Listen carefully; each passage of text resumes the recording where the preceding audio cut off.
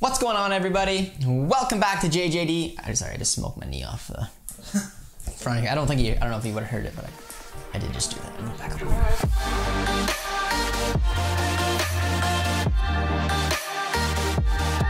What's going on, everybody? Welcome back to JJD TV. I'm your host, Josh, and we are back for another match preview with the upcoming game, our second group stage game against Zenit St. Petersburg. And we have a bit of a theme when we do here with our previews, and we are going to start off just like any other preview video, and we're going to take a look at the history. You probably don't need to know that there's not a crazy long history between Dortmund and Zenit. I'm just going to touch back the last time that they played each other, which was back in 2014, where we knocked them out in the Champions League knockout stages, 5-4 on aggregate. It's when we had like Mkhitaryan and Aubameyang and Lowy, and yeah, so like that was really the last time we played them, so should be a nice little interesting matchup here. And I guess also touching on the history is the big talking point that we can't really skip over, and that's just the fact that it's a bit of a return to old faces for Axel Witsel. And Witsel obviously played for Zenit years ago before he made that jump over to China before returning where he belonged in a top 5 league. So that would be kind of cool for him to go back and play the team that he used to play for, and a little hidden storyline between there. But looking at the two forms of the team right now, if we take a look at Zenit right now in the league, they are 7-3-2 and sitting in 3rd place, which for them after the amazing season they had last year isn't very good. They ran away with the season last year, and after 12 games to be sitting in a 3rd place position is not where their club wants to be at, especially after bringing in some big name players for the Russian league like Lovren and Wendell. But so they're going to have a little fire in their bellies to try to right this wrong. On top of the fact that their first group stage game they lost to Club Brugge, which was a huge upset. They were heavily favorites, and they did dominate the game, but some counterattacks and couldn't take their finishes, led them into a 0-1 start for the Champions League. As for the boys, looking at Dortmund in the league, we are 4-1, so obviously pretty decent start to the season, besides that slip up against Augsburg. But in the Champions League, we are 0-1 as well, losing our first game to Lazio 3-1. So that was obviously, anyone who watched that game, was a very frustrating game for several reasons. But we're hoping to bounce back here, and we're going to need to bounce back here at home against this Zenit team, because it's going to be a fight to see who can obviously get that last spot, because Lazio, Zenit, and us are going to be the 3 big dogs to go for those qualifying spots. Even though I should give a little credit to Bruges, because they did beat Zenit, but looking at how we should potentially line up, because when you see Zenit play, Zenit usually plays in a 4-4-2. They usually have 2 out-and-out strikers, and it's just how they've been playing. They played their last game, which they lost, in a 4-2-3-1. They had Wendell jump up as a cam with a single striker. I'm assuming they're going to probably, because they're playing a tougher position like Dortmund, they're going to revert back to the 4-4-2, and also they didn't even get the result against Rubin Kazan. So I'm guessing they're going to go with those 2 blocks of 4s. With the 2 strikers, a formation I always hate playing against. But that would be my bet there. And for us, it's a bit of a debate, but I really want to see us stick with that 4-2-3-1. I think that obviously we played a Schalke team who they weren't up for it. I mean, they did absolutely nothing in that game, and we ran them over. But for me, it was enough of a fantastic performance and a switch of systems to show that we should potentially go again.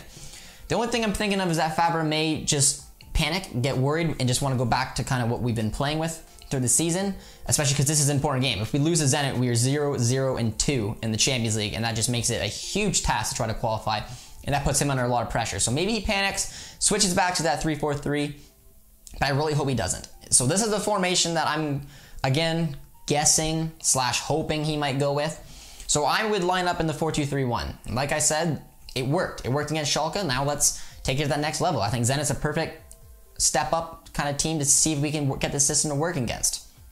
Berkey's in net. Don't really need to debate too much. He's our starter. He'll be our goalie. In the right back spot, again, I would like to see Paslak, but I'm going to put Meunier there because I have a strong feeling that Favre is going to keep Meunier in that right back spot. I think he liked the effort he put in. I think he played better as a right back. So, I mean, I would put Paslak, but I'm going to go with Meunier because I just believe that's what Favre is going to do.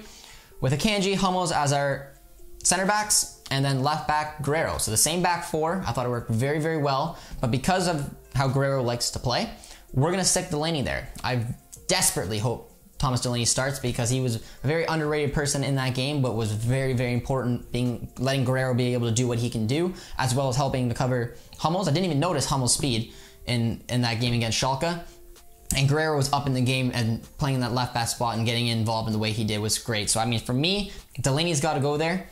I would love to see Dahoud start again, just because it is Dahoud. He had a fantastic performance, so huge kudos to him. But I'm going to put Witsel there just because it's a return to Zenit. I believe that Favre will throw him back out. Dahoud hasn't had a crazy amount of minutes for us. I mean, he's had a ton just given on how he usually gets for us. But just because it's a return to his former club, I assume that Favre will probably put Witsel in beside Delaney, even though I hope Dahoud starts beside Delaney. And in the top, I would like to see... And it's tough because, I mean, I want Brandt to play in that 10. So I'm putting Brandt exactly where the 10 is because he deserves to start again. Sancho on the right. And then, I mean, I want to put Royce in, but I'm going to say Reina because I just feel like Royce isn't really much of a winger anymore. He's just more in that 10, and I think Brandt's going to stick with it. So I'm going to put Reina out on the left with Haaland up front. So that is what I think we're going to do. It'll be interesting to see if he does decide to go with that 4-2-3-1 instead of going back, but that's what I would do. Couple potential changes with like Paslak potentially jumping in, or Royce or Witsel or Dahoud or whoever, but that's what I'm hoping that we go with. And if we do go with those formations and we do play Zenit in the formation I think they're going to go with, the key matchups for me is going to be Dejan Lovren and Haaland. I mean, I always like to touch on Haaland, but it's because right now he's pretty much our most important player. He's playing on his top form. He's putting the ball in the back of the net every chance he freaking gets. And for Zenit, their most quality center back is Dejan Lovren, and he's played pretty decent since making that move from Liverpool over to Zenit, and I think he'll be a tough one for Haaland to have to handle. He's a underrated, to a sense, type of center back, and I think he can, on his day, put up a good fight against Haaland. But I mean, this is a must-win victory in the Champions League if we want a chance at, especially topping the group, but even going through. I mean, we can't go 0-0-2 in our first 2 games in the group that we're the heavy favorites. It's just not how it is. We need Haaland firing, and I think the biggest person will get in his way is Lovren. So that's the matchup I kind of want to look at there. On the other end, I'm going to take a look at Hummels. I'm taking a look at Hummels because I was very critical about switching out of that 3-back formation. I was just very nervous to see how Hummels would do because he just seems so much safer having 2 center backs beside him. But he had a fantastic showing, got his goal, so huge shout out to him. But it's going to be curious to see when a tougher opponent and a big goal scorer like Artem Dumbia from Zenit. He's a great goal scorer. I think he's already got 6 goals this season. He scored 17 last year. He's always been a goal scorer for Russia. He's a big presence, and he's just a natural finisher. So he's someone that I'm going to definitely want to have to keep an eye on coming up against Hummels. And I want to see if Hummels can handle him, handle the pace, handle the physicality, and just prove that switching to the back 4 was the right idea. So that's the matchup, looking at it from that way. So that is my little match preview for you guys. This is going to be a huge game for us. We are going to be doing a watch along, so if you can, be sure to check it out. We're going to be hopefully starting for my time, like 15 minutes before the game. It's 3:45, but Eastern Standard Time. But yeah, so hopefully you guys can come and check that out as we cheer on the boys and hopefully we'll get a big result here. But I'm going to do a prediction. I've been a little iffy about doing predictions. I actually nailed the Schalke game for predictions, so big shout out to Josh here. But I'm going to say a 2-0 victory. I'm hoping that the formation is able to be well balanced and handle this Zenit team, and we'll just have the quality to put the ball in the back of the net and hopefully shut them down when we can. So with that comes the end to our preview video for the upcoming game between Borussia Dortmund and Zenit St. Petersburg. Be sure to check us out when we do the watch along for the game. And if you're new around here, be sure to comment, like, and subscribe, and we'll see you next time.